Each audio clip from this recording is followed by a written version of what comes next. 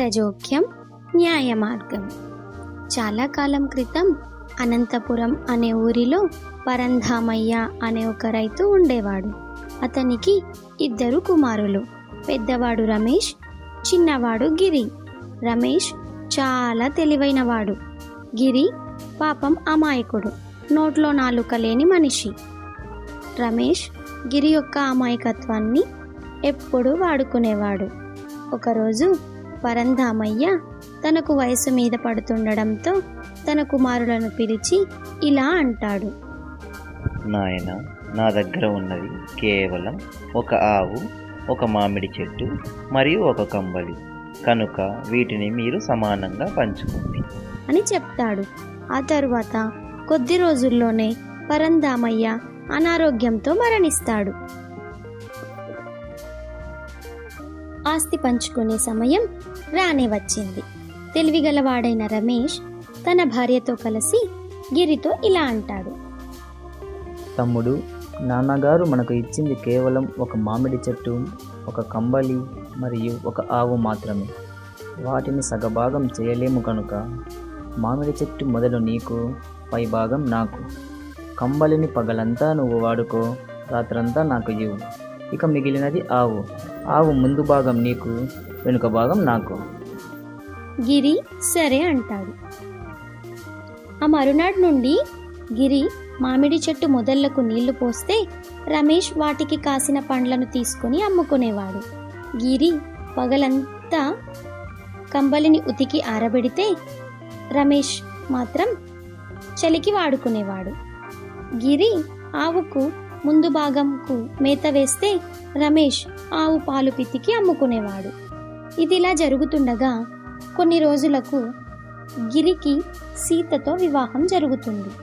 సీత చాలా తెలివితేటలు గలది.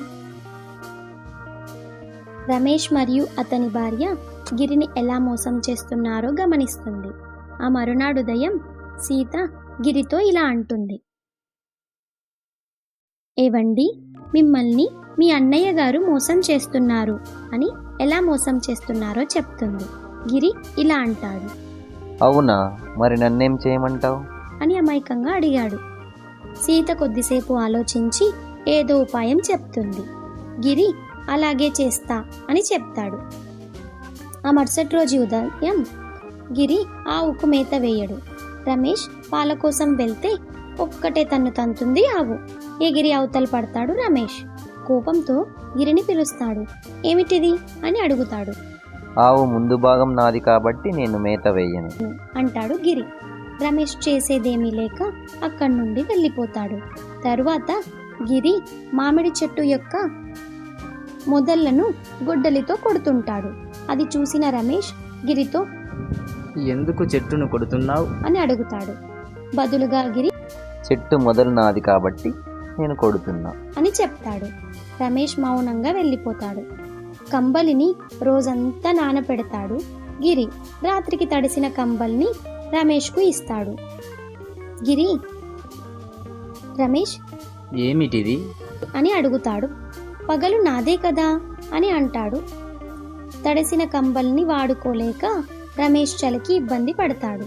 రమేష్ తన తప్పును గ్రహించి తన తమ్ముణ్ణి మోసం చేసి ఇబ్బంది పెట్టినందుకు పశ్చాత్తాపడతాడు.